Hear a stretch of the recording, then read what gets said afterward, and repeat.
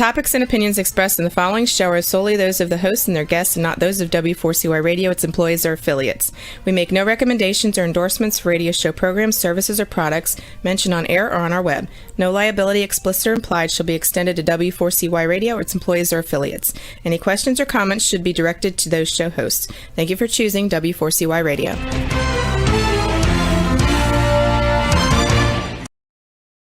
Welcome back, everyone, to the Geeks, Geezers, and Googlization Show, the home of Googlization Nation, where we talk with HR and business thought leaders about the crazy shift going on in the world of business, technology, and HR.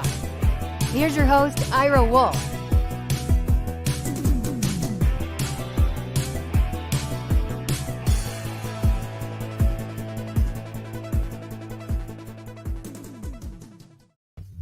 Hey, welcome back, Googlization Nation, and welcome to another episode of Geeks, Geezers, and Googlization. This is our 25th show of the year. Amazing. We're almost halfway through, and appreciate all you listeners. We want to thank Ngomu for being a sponsor, as well as Success Performance Solutions. Ngomu's new app has been out for a few weeks. Check it out if you're looking for some personal coaching. They also just released a new podcast, and I highly recommend that you go up and take a look. And of course, we'll be talking about Success Performance Solutions and Geeks, Geezers, and Googlization a little bit more as we go on. Recruiting in the age of Googlization, talking about Googlization, which has been my book, wrote it in 2017, talk about how the world of recruitment was going to change, how fast the world was moving. And then we had 2020. And all of a sudden, a lot of things we talked about, which were going to happen in 2025, 2030, happened last year. And for those who are thinking that that was a blip, some of the research is showing that, and especially following some of the work of some futurists, the pace at which we're changing over the next 20 years is going to increase about 4 times, which put that in perspective, that everything that we experienced in 2020, an over 12-month period, starting with the pandemic and then the social unrest, including, the aftermath of George Floyd's murder. And then we had, there were wildfires out west, climate change, most hurricanes we've ever had. Then we had a tumultuous election that led up, and a number of other events. So we had all those things going on, not affecting everybody equally, but they were all going on simultaneously. Certainly a disruptive year, and now we're feeling the pain afterwards.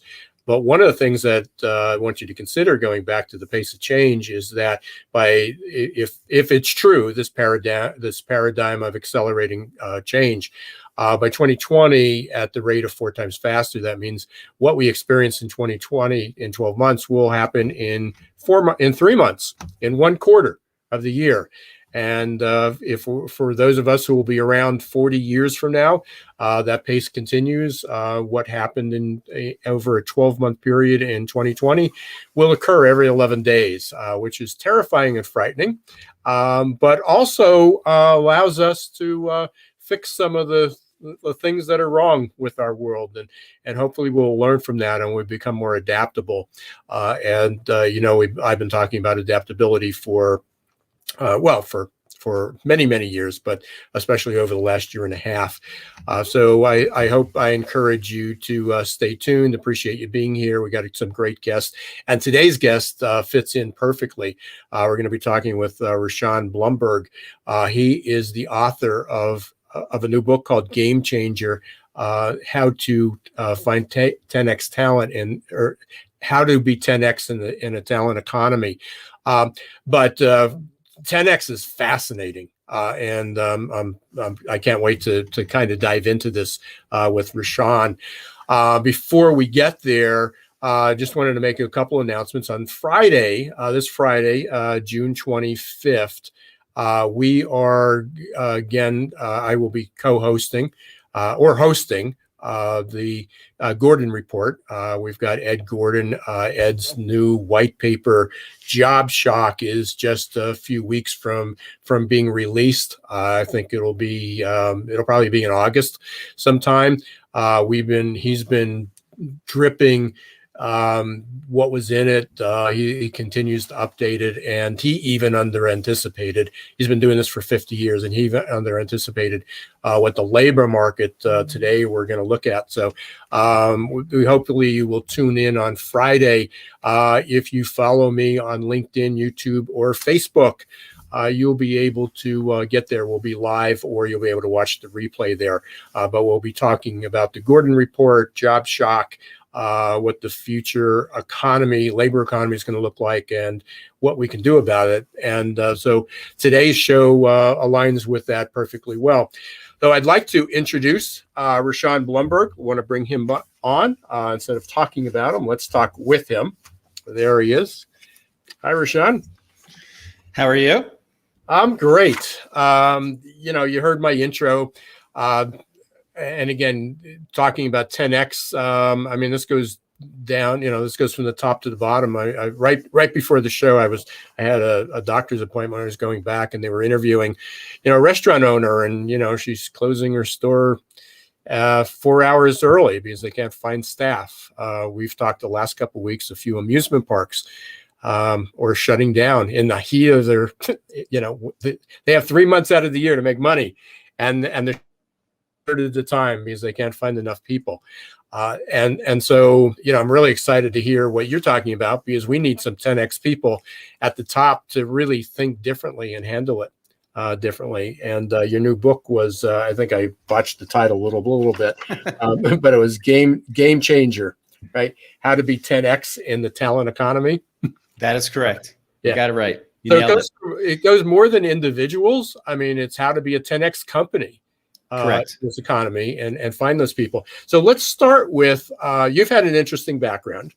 You didn't start out in the recruitment business, as I did not start out in the recruitment business. Sort of did, but you started out in entertainment. Right. Right. Yeah.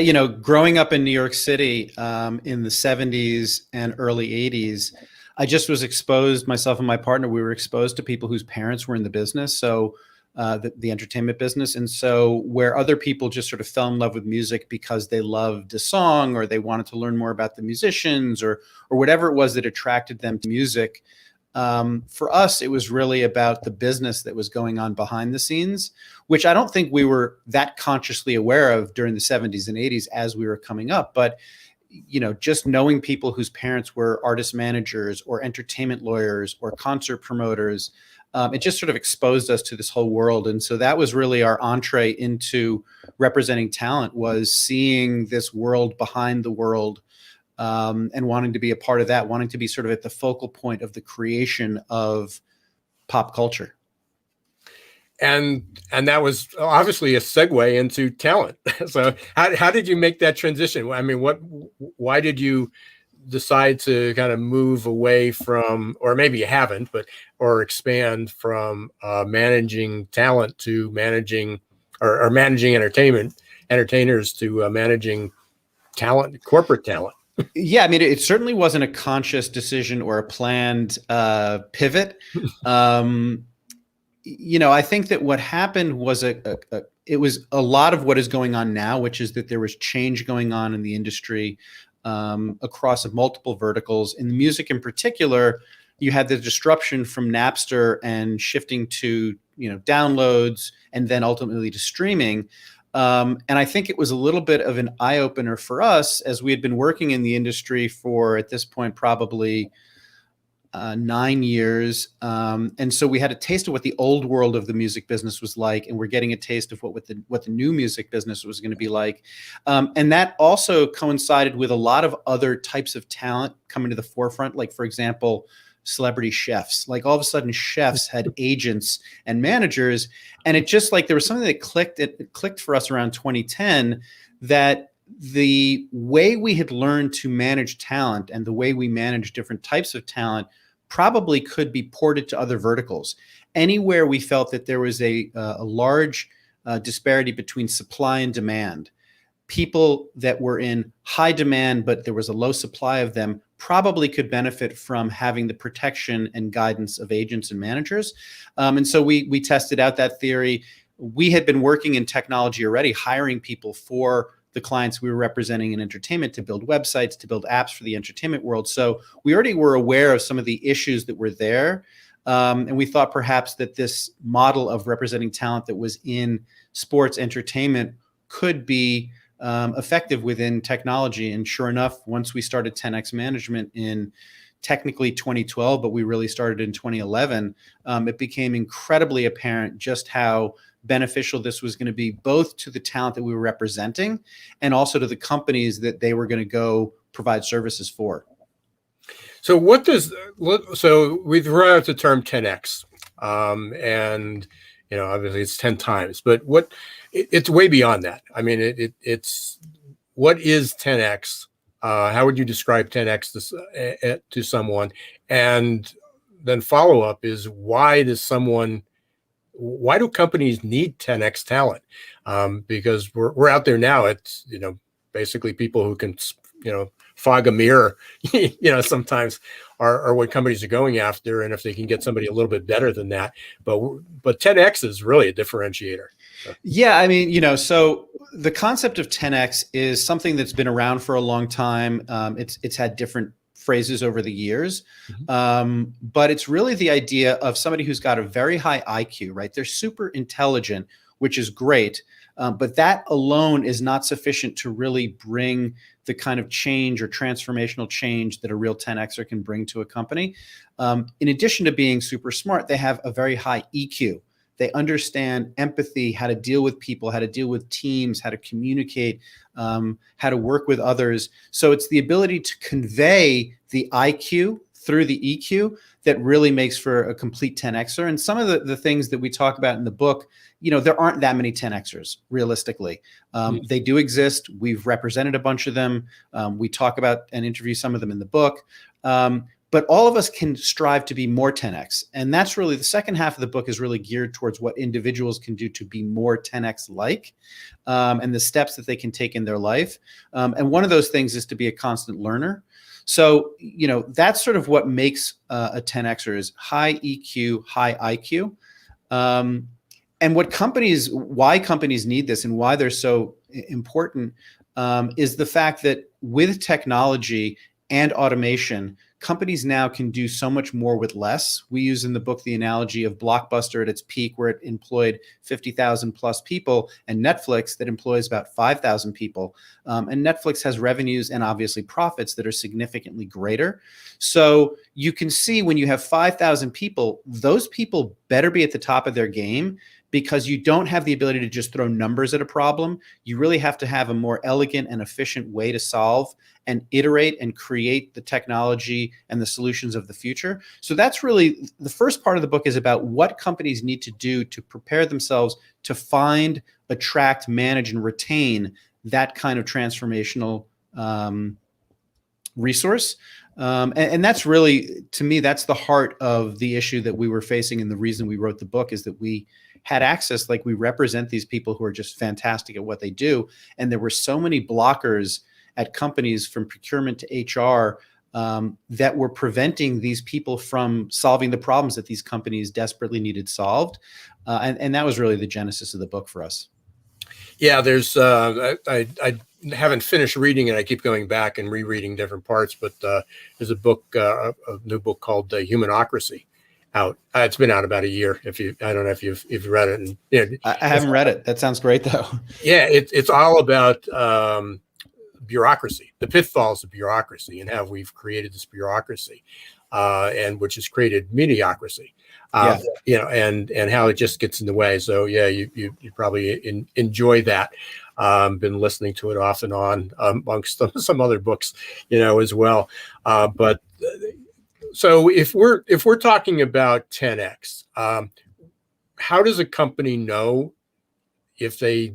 I guess every company really could benefit from 10X if Sure. they can get out of their own way. Yep. How does someone vet for that? I mean, going through you, obviously you're doing the vetting, but what are you looking for in somebody who's 10X? We can talk about IQ and EQ, and then I talk about AQ, which is adaptability quotient, which is sort of another blending of that. How do you, how are you vetting these people? How do you recognize them? So we really have sort of a 3.5 step process, which is, we're not reinventing the wheel as it comes to the vetting process. A lot of the people that we represent, so 10X, just to be clear, represents contract talent. So it's not people that are going to come in and do W-2 jobs. So we're really not recruiters.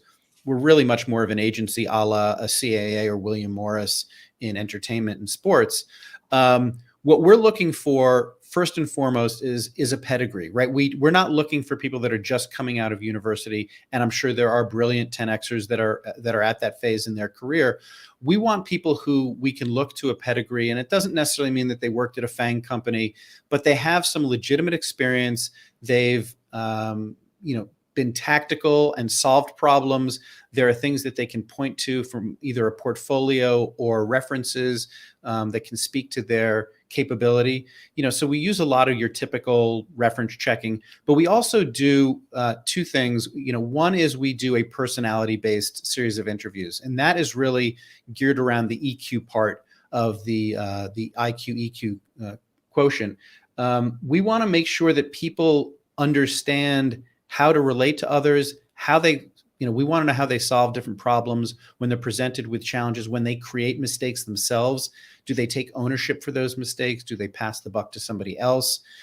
Sort of how do they deal with the issues that come up in your everyday problem solving from a technology standpoint? So we spent a fair amount of time vetting for that. We also do peer-based technical vetting. So we have what I would call a boutique agency. It's not huge. We're not a platform, say like an Upwork.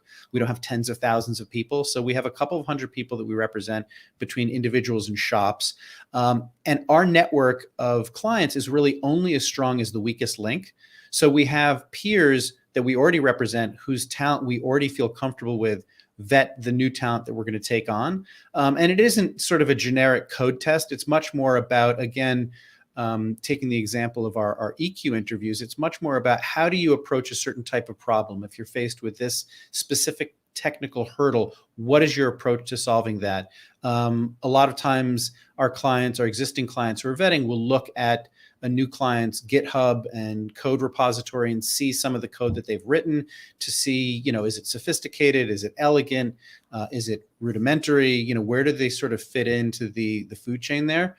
And then we do cyber stalking. So I say 3.5, there's reference checks, there's the EQ interview, there's the IQ interview, and then we cyber stalk, which to me is not a foolproof method by any stretch, but it does allow you to get a sense of who that person is out in the digital world. And you can certainly learn a lot from that. So that's really the process that we go through. But spotting a 10Xer is something that doesn't happen on the front end. That's something that you learn about as you work with somebody. You can believe that you're attracting somebody who is 10X level, but until you're actually working with them, you can't truly know. Without divulging, obviously some of this is proprietary, I'm sure.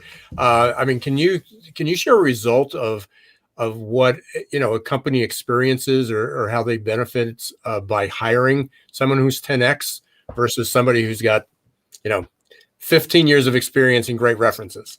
Right. There is a difference. Somebody who has 15 years of experience and great references is probably on the path to 10X and probably is going to be an excellent hire, but that doesn't necessarily mean that they're going to be transformative. So in the book, we talk about one of the clients that we worked with fairly early on. He was working for an education startup, and he was working on a specific problem within a specific, tech stack. And he'd been there for maybe 3 months, 4 months, enjoying it. It was contract work. So he was working probably 25, 30 hours a week, getting paid, fairly. And he was, super smart guy, had probably, I think at the time he was about 35. This is about 7 years ago. So he'd been in the world for a while. And he had heard, not through us, not through the project that he was working on, that there was a problem that this startup was having with an algorithm that was unrelated to what he was working on. And that a bunch of people in the company had tried to solve it and hadn't been able to solve it. And he volunteered to, take a crack at it. And they were more than happy to have him do it. Again, it was not in the purview of what he was working on and what he was hired to work on. And he was able to solve this problem, and literally that solution helped them in their next raise to add like an extra zero to their valuation, because they had solved for this very specific thing that they had up until that point not been able to solve for. So that's a very tangible example of how one person thinking differently, doing things differently with a different mindset and capability set is able to change a valuation for a company. But that's sort of like a very black and white example. But honestly, I think that there are many more micro examples that are almost more important, because it isn't so much the transformational change in an algorithm that I think makes the difference in productivity and effectiveness for 10Xers at companies. It's a mindset. It's a way that they interact with people. It's the faith that they put in the people around them. It's the faith that they demand and get from the people above them, because they deliver above the expectations repeatedly. It sets up this environment and culture of a little bit more freedom, right? One of the things that we see problems in the marketplace with working with 10Xers is a lot of micromanagement. It's like, okay, you've hired this person who is really fantastic at what they do, and then you're micromanaging them every step of the way. There's a great Steve Jobs quote where he said, we don't hire the best and brightest so we can tell them what to do. We hire the best and brightest so they can tell us what to do. And that's a common mistake where you end up with a lot of micromanagement. So I think that really what 10Xers allow, if the management structure is there and the culture is there to allow for it, is a greater trust between team and management, so that the team has the flexibility and the freedom to experiment and try to solve those problems without being micromanaged. So those are sort of two different examples of how 10Xers can be transformative. Have you seen a change from 2019 to 2021 in demand, in the quality of the people? I can't imagine. Obviously, we could identify maybe more 10X. But the world is so challenging now. There's probably a few people who thought they were 10X or approaching 10X who were the legs were cut out from under them over the last year. But what changes have you seen in both supply and demand over the last year? Well, it's interesting. I think the supply has increased, and I don't necessarily think that's a positive thing. I think that is a byproduct, and this was trending already. I mean, you said it. I don't know if there's a name for the accelerant that is happening with automation and technology and what that's doing for the changes that we're undergoing right now. I'm not sure if there's a term for it, but what I've seen are things that have just accelerated. These are things that were already trending. Like, for example, there are many more people that are leaving W-2 positions to be 1099. So, you've got an increase of supply of 1099ers, which doesn't necessarily mean that you're getting better 1099s. You're just getting more 1099s. So we've seen an increase there. We're seeing a lot more job churn. I mean, there are articles every day now about people who sort of held onto their job during the prime part of the pandemic. And now that we're coming out on the other side, they've sort of reevaluated where they are in their life and what they want. And they're changing jobs, either because they just want to change careers, or because their company was remote and they moved somewhere else. And now their company decided they don't want to be fully remote. And so they're saying, come back to work. And they're like, yeah, I'm going to quit and I'll find a different kind of job. So we're seeing a lot of these things that accelerated into the marketplace. And I think that we're also seeing greater adoption, for obvious reasons, with companies allowing for remote workers. So now, instead of fishing off the pier that's local to you, you can really fish off a more, if not global, at least more 50 states pier, where maybe the best person for your particular need is in Idaho and you're based in San Francisco. That is something that we were pitching, for the last 10 years at 10X, is like, let us find you the best person for the job, not the best person that can come into your office. So I think that's been a major, major change. And obviously, the digital tools that companies have allow for much more efficiency with that type of work. Have you seen any I guess, industries been impacted by this? Obviously, you focus on technology, but technology can go from manufacturing to finance to entertainment. Have you seen any? What industries would you say are really get it with 10x, and which ones are still struggling? I think that's a great question. And part of the issue that we were having at 10x in general is every company is a technology company at this point. That's sort of the way we view it. Yeah, even healthcare. Healthcare. I mean, you name it. Restaurants are technology companies.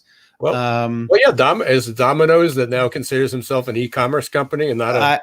Absolutely, yeah. I mean, if you're pulling that from my TED Talk from 2015, like in 2015, half of all their orders were through their e-commerce platform and app. Now it's 75% of their orders. I think that there are still some verticals that are lagging behind. Manufacturing, the automotive industry actually had been ramping this up for the last probably 6-7 years. Detroit has been expanding significantly into technology and trying to transform Detroit into a technology hub. But I think that most industries that are not on the forefront of technological change are slowly getting into it. I mentioned manufacturing. In reality, they have been working within technology and automation for a long time. But I think that a lot of the more modern technologies, so it's not necessarily about how you manufacture a specific product, but it's how the need for that manufacturing occurs. Is it just in time? Is it based on inventory, or is it inventory being created in real time? A lot of those things involve much more modern technology, so I think they're coming on board quickly now. FinTech is incredibly hot, but there is one area in particular where I feel like the economy is struggling right now, and I'm sure you've experienced this in your life. I live in Manhattan. Restaurants cannot find and source physical in-person laborers to do all kinds of jobs, from dishwashing to cooks to bartenders to servers. And so I think that the adoption of technology there is happening more rapidly, where you've got the QR codes, so that you can order directly through your phone while sitting at the table. You don't really need a server. You just need somebody to run and bus. It's a whole different ecosystem there. So that's one area that I think is definitely struggling. More in-person manual labor, for lack of a better phrase. Yeah, no, you're absolutely right. We haven't been eating out on a regular. It was used to be daily, but we've been out quite a bit. And even over the weekend for Father's Day, we went out and QR codes on the table, and everybody's like, "We need a menu," because some of the family doesn't have a smartphone, which gets into a whole other conversation. Sure, yeah, where we are, but that's. It's so true. I mean, I've mentioned this earlier. I work with a couple health long-term care facilities, and one of my clients was offering a $2,500 bonus for line cook, and within 24 hours, the person that they were interviewing had 6 months of experience. So this wasn't his career. 6 months experience, had 9 job offers, 9 interviews, 2 offers.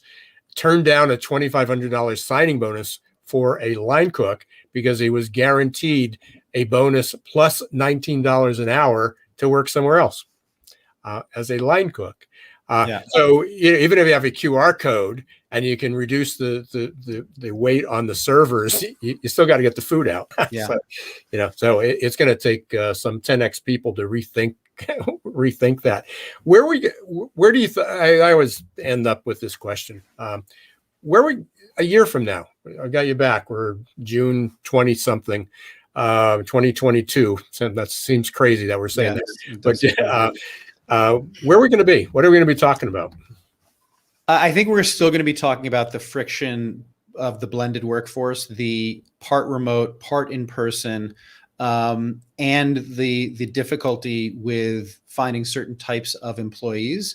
I don't see this particular issue resolving in less than 3 to 5 years. I do think we're going through a pretty massive change. I mean, this was, such a seismic shift to have people essentially at home for 18 months. Plenty of the economy was in person. My wife's a doctor. She was in the office. She was delivering babies in the hospital. So part of the economy has not changed at all, and probably won't change all that significantly. But the other part of the economy has completely changed. And I don't think you're going to get a quick resolution to a lot of these problems. Like, we're not going to immediately go back into the office, which I think is pretty obvious. But I do think there will be a pretty concerted effort and push to get people back to the office. And that's going to take a while to shake out how that plays out, whether it's 2-3 days a week, what kind of flexibility there will be there. I think it will take well longer than the pandemic to have that all flesh out. Yeah, and I think for people who thought it was a blip, or this will subside, I think the good news is almost, at least the economists that I follow, are all suggesting that maybe later this year, early next year, we'll see a little bit of a slowdown, but then we're on a 5-year tear again. You're talking about an economic slowdown, or like and a labor market. I mean, kind of. But, well, I think we're seeing inflation happening already, so that always tugs at an economy. But I do think that the job churn and the way people are going to be shifting and the numbers of people that will be shifting will be interesting as well. I don't know if that becomes a net positive for the economy. I've seen some articles that have suggested that's going to be a net positive, but it's certainly going to be a very unique thing that we probably have never experienced in the labor market, with the numbers of people that will be shifting jobs. Right. Yeah, absolutely. Well, we're going to continue this conversation for a couple of reasons, Rishon. One is I'd love to have you back, as I'm sure it'll keep changing. The second is I'd like to have a conversation with you about the AQ, take things up a notch. Yeah. And I'll share some information offline. But in the meantime, how can people get a hold of you? How can they get your book? Yeah. So we have a great book website called GameChangerTheBook.com. All my contact information is there. There's a ton of content there. There's also a fun quiz you can take to see where you fall on the 10X spectrum, or you can take it on behalf of your company and see where they fall on the 10X spectrum. So that's a great place to find out more about the book, and also if you want to get in touch with me. Okay. Well, thanks. I appreciate it. Thank you. Thanks very much. We'll definitely be continuing this conversation. Thanks for sharing 10X with us. My pleasure. Thanks for having me. Take care. Another great guest, so important. And even, again, as Rishon said, 10Xs, they're rare. We're having it's just another shortage. There's a shortage of 10X people, but a lot of times they may be sitting right in front of you, but your organizations are just getting in the way, stumbling over them. So I encourage you to go up and look at the GameChangerTheBook.com. Check out Rishon. You can check him out on LinkedIn as well, or you can go to 10xmanagement.com and learn a little bit more. Our second segment today. I'm the guest. I'm going to be talking about 3 reports that companies should be looking at in their recruitment area. Certainly, there's no doubt. I'm not sure there's many businesses at all. There may be a handful somewhere, but most businesses are struggling to find people. If it's not for all positions, it might be a unique position. And businesses, I get calls all the time, and speaking at the conferences, businesses are really struggling to find people, but without a way to determine, is it a marketing problem? Is it your messaging? Is it your brand? Is it really a lack of job applicants, or are you not reaching them in an effective way, or are they applying and it's a technology issue? Are people abandoning your application? So I'm going to show you 3 reports that I highly recommend to start with, where these will help you identify what's not working and what you need to fix. And we'll be coming back after the break with that. In the meantime, I want to thank everybody for listening to Geeks Geezers and Googlization. And right now, we're going to hear from our 2 sponsors in Gomu and Success Performance Solutions. So stay tuned and we'll be right back. Hiring top talent shouldn't be left up to the roll of the dice. And yet, that's exactly what many organizations do. They roll the dice, cross their fingers, and pray for a better outcome. Hiring the right employees the first time is much too important and way too costly to leave to a game of chance. Your employees and your customers deserve better. For 25 years, Success Performance Solution has been helping small and medium-sized businesses hire smarter. They offer pre-employment and leadership assessments from typing and data entry to C-suite competence. Whether it's production, sales, healthcare, call centers, or management, Success Performance Solutions can help.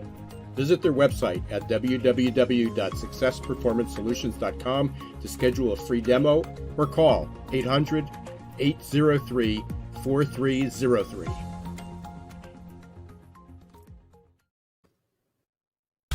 Imagine growing great employees and advancing emerging leaders for less than $1 a day. The Ngomu app will support your employees in a myriad of ways, from career and personal development to health and wellness. No need to schedule and hold trainings. Just have them access over 90 coaches for live virtual group and one-on-one coaching for whatever topic they need or want to work on. Anytime, anywhere.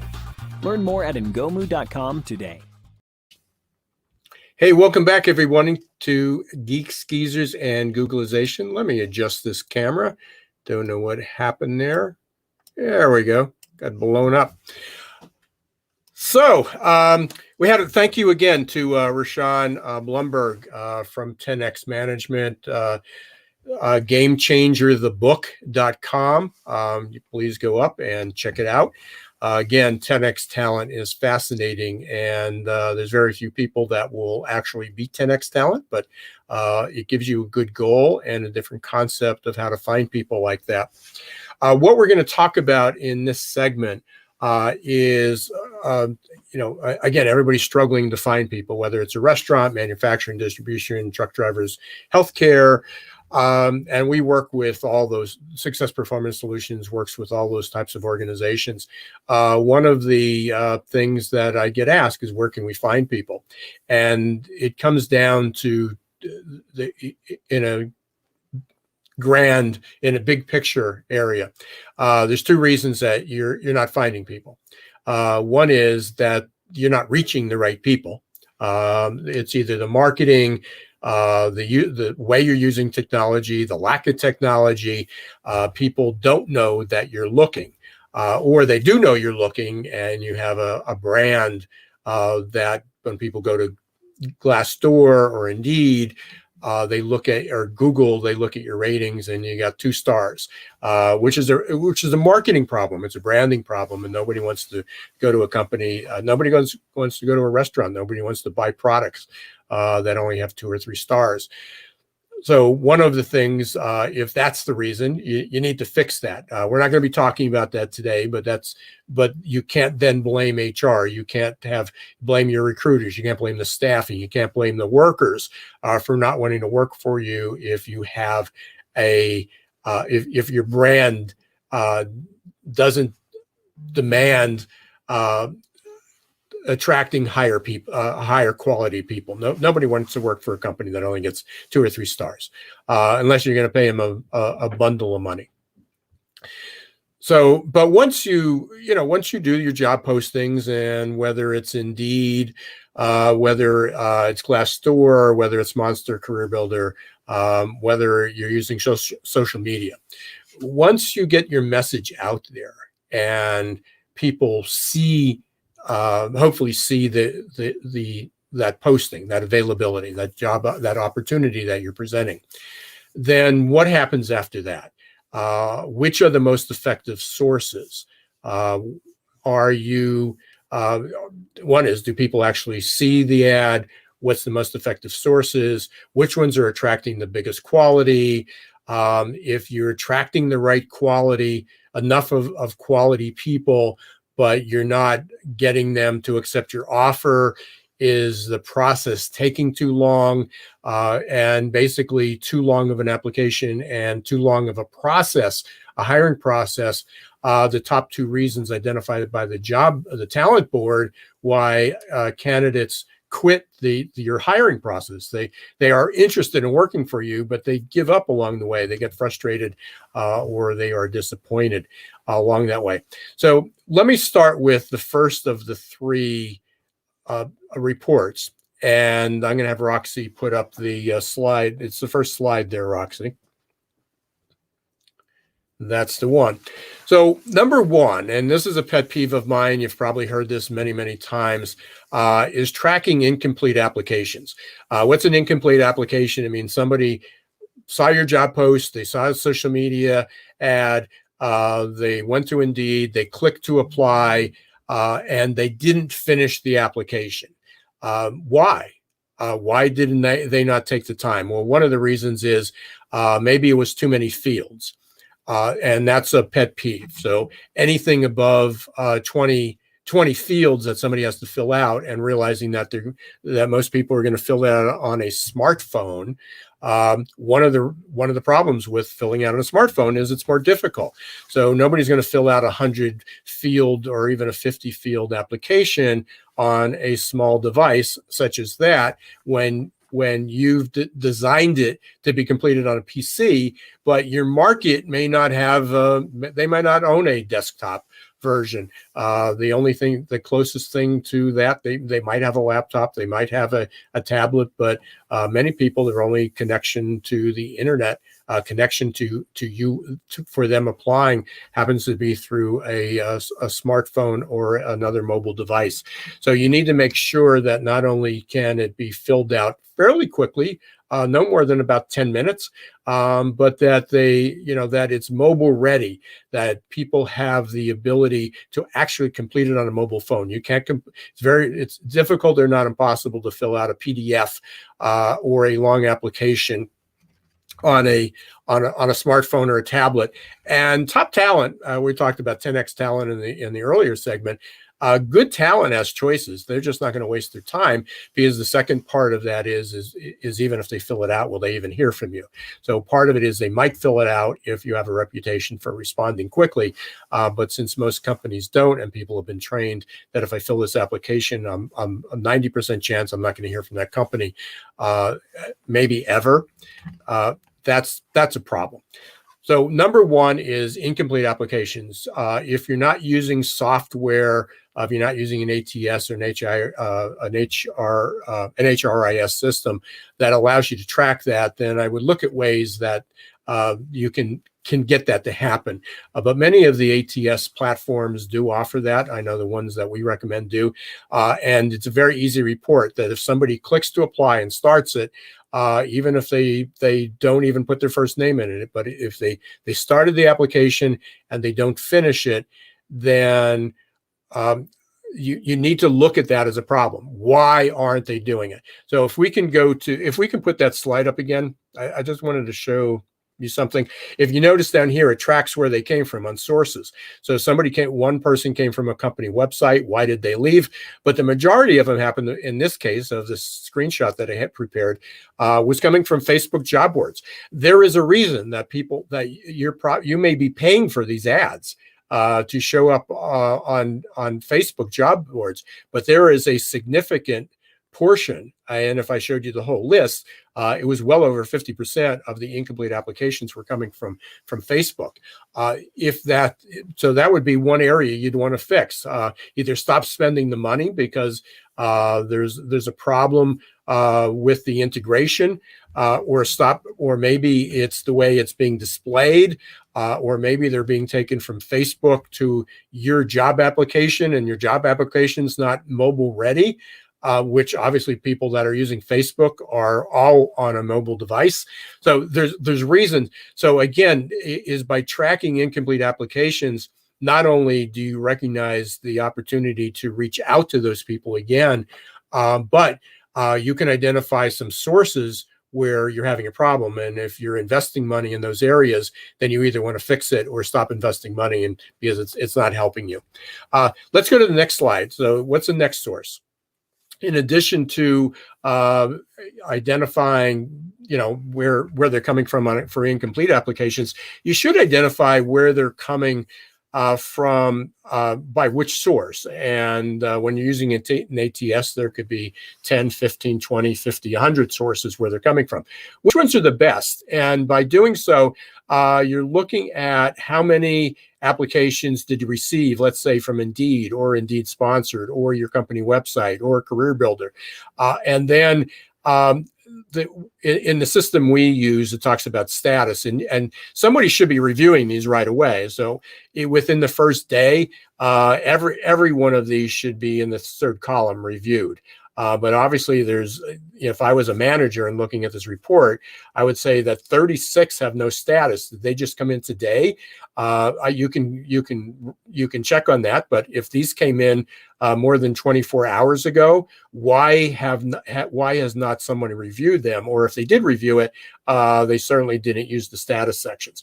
So I'd like to see this number as 0. This number, the reviewed number, should be higher, which means people who do have who are applying should be acknowledged pretty quickly, and at least the application's reviewed within a 24 to 48 hour period.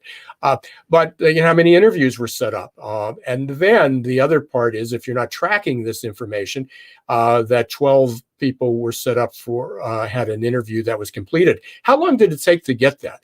Was that 24 hours, 48 hours, 2 weeks, 4 weeks? How long? If you're not tracking sources and you're not tracking status, then you don't know how long it takes you to move from one area to the other.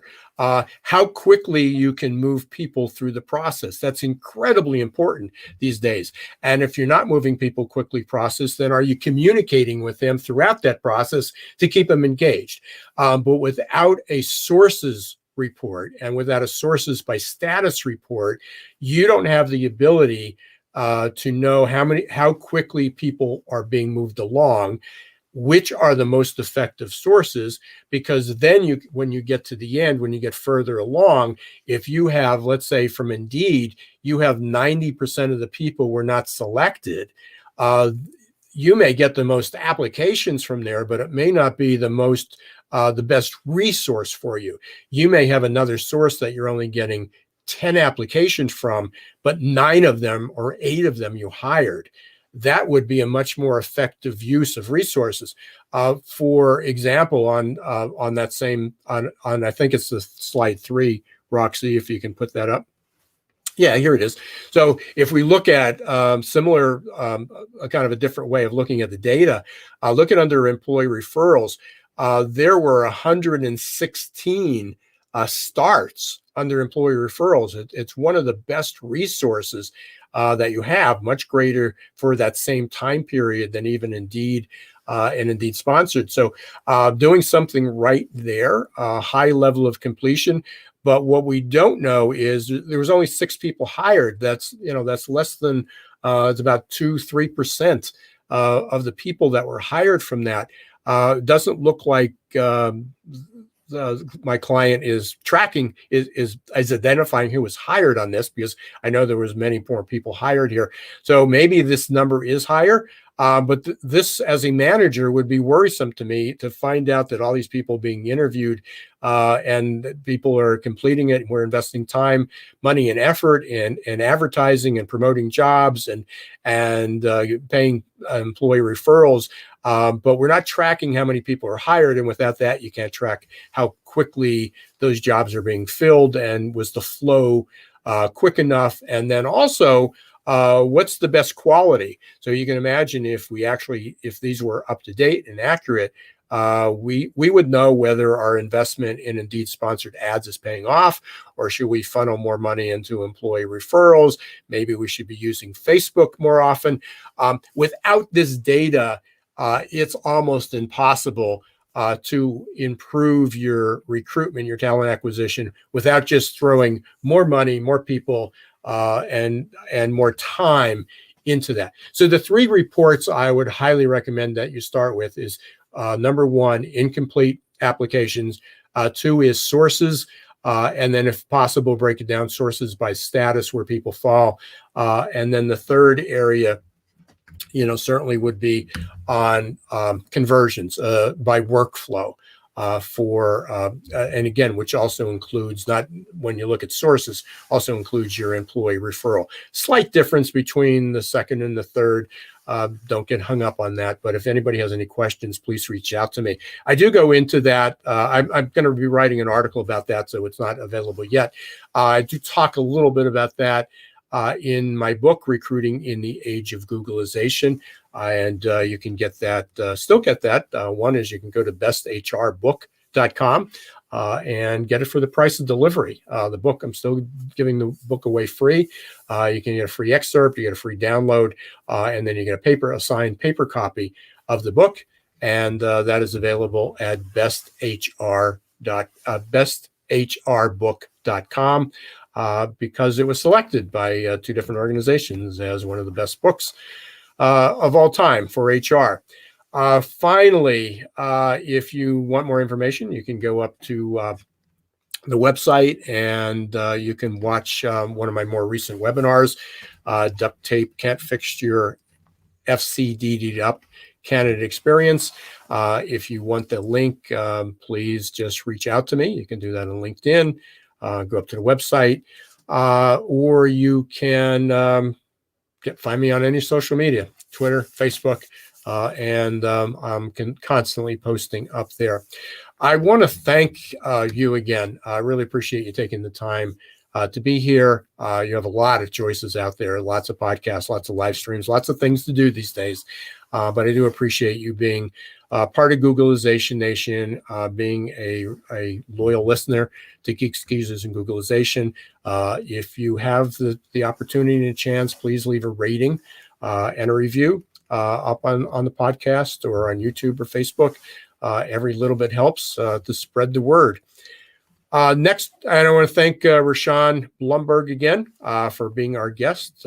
Check him out at 10xmanagement.com or gamechangerthebook.com. I want to thank Ngomu and Success Performance Solutions for being a sponsor. And until next week, don't let the shift hit your plans.